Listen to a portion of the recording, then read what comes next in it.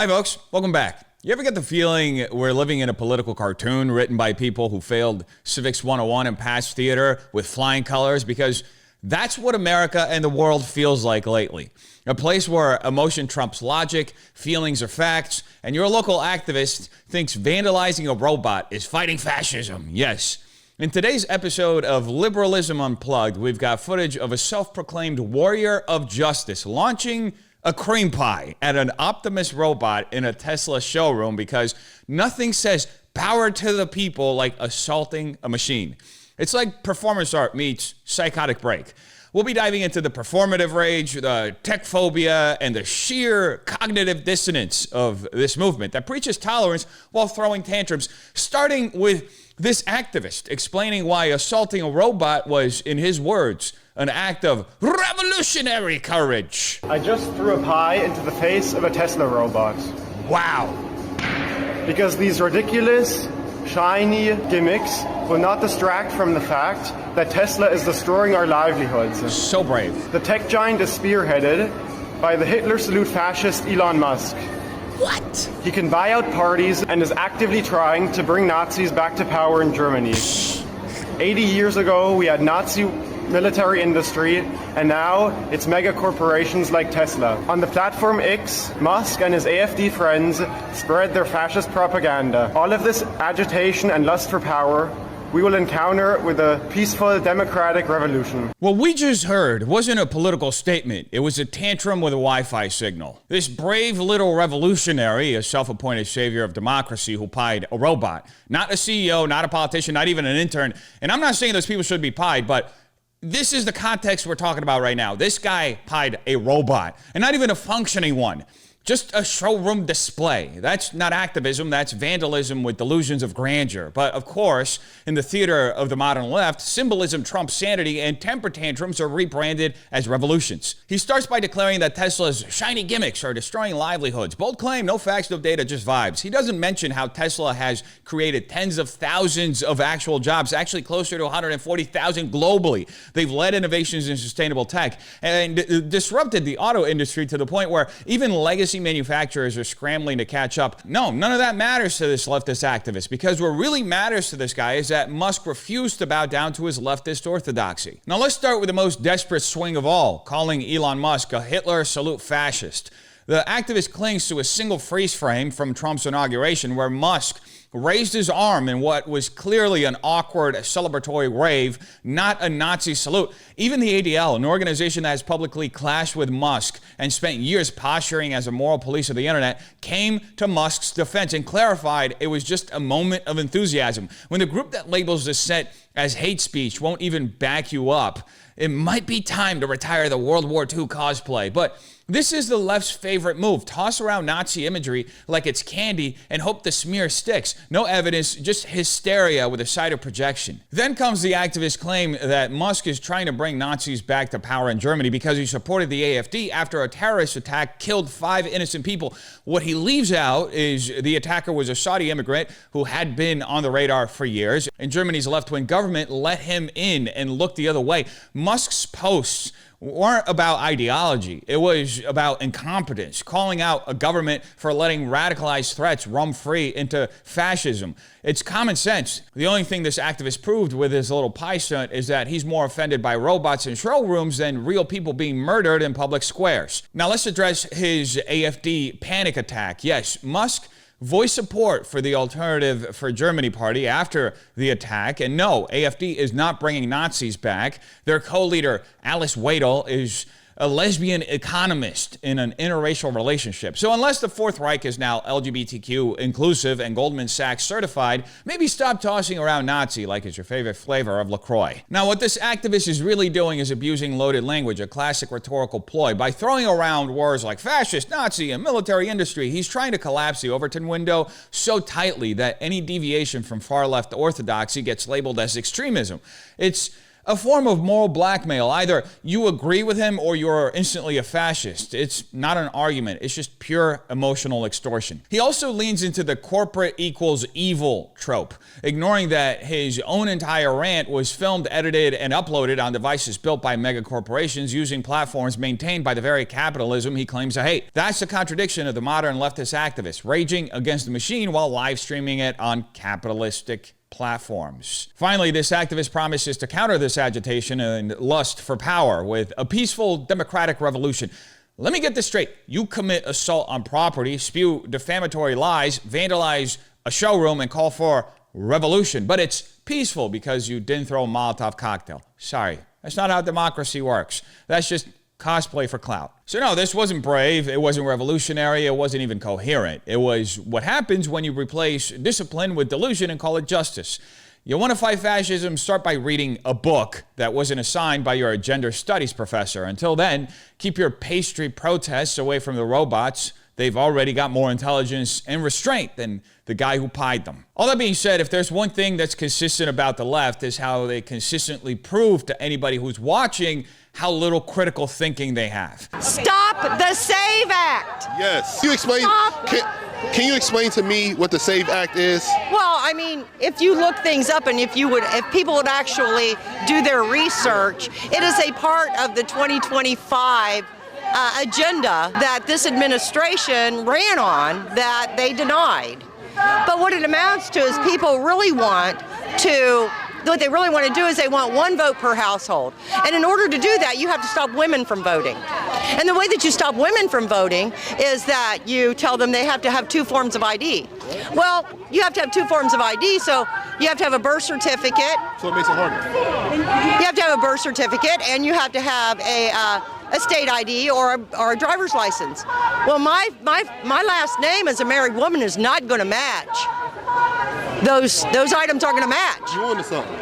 So my last name on my birth certificate as a married woman is not going to match my driver's license, which means I can be denied the vote. So how would they be able to fix that problem right there? How would they be able to fix that problem? Well, they can put wording in there that says that won't matter, but they won't put wording in there. The wording is not there that says that women who are married will be exempt from that match. Okay, they're not. It's not in there. Okay. And they keep. And when this is brought up at town halls, they talk over it. They jump over it. They will not answer it directly. And why is that? Well, because they don't want to. Let's walk through this slow motion meltdown with a scalpel, not a pie for once. This activist opens with a shaky premise. She says, "Stop the SAVE Act," and then immediately admits she can't explain what it is without deflecting to vague conspiracy theories. According to her, the SAVE Act is somehow part of a secret 2025 agenda that the Trump administration ran on but denied. That's not an argument. It's just mad libs of political paranoia. No citation, no quote, no substance, just fear-mongering dressed up as insider knowledge. If your opening salvo is that people need to look things up without being able to explain yourself, maybe you're the one who should be Googling. Now for the centerpiece of her fever dream, the claim that the SAVE Act is a covert scheme to implement 1 vote per household by stopping women from voting. That's right, proof of citizenship equals Handmaid's Tale, apparently. This is what happens when emotional reasoning replaces actual reading comprehension. The SAVE Act requires proof of citizenship, not genital verification. The bill explicitly allows for multiple forms of ID, including U.S. passports, real ID compliant documents, birth certificates, or a military record of service showing U.S. birth. It even includes provisions for applicants to submit alternate documentation if they don't have the standard forms. That's not voter suppression, it's just basic due diligence. Try opening a bank account without ID and see how far that goes. But here's where that activist really jumps the shark, claiming that women who change their last name after marriage will somehow be banned from voting because their ID won't match their birth certificate. This is a textbook non sequitur, a logical fallacy where the conclusion doesn't follow the premise. Millions of women legally update their names on government IDs every year at the DMV, with Social Security, with the passport office, and vote without incident. The idea that married women will be broadly disenfranchised by a mismatch between maiden and married names is pure fiction with no legal or procedural basis. It's a manufactured problem designed to stir up outrage among people who won't bother to actually read the bill or election law in general. Even worse, this activist claims that town halls won't answer this question, as if a lack of performative outrage is proof of conspiracy. That's the begging the question fallacy. Assuming the conclusion is the premise. They claim the system is rigged. They point to perfectly normal procedural answers as evidence of that rigging. It's circular logic wrapped in victimhood. And let's be clear, the SAVE Act doesn't restrict voting, it protects it. It ensures that only American citizens vote in American elections, which used to be a bipartisan no-brainer before the left decided borders and citizenship were optional.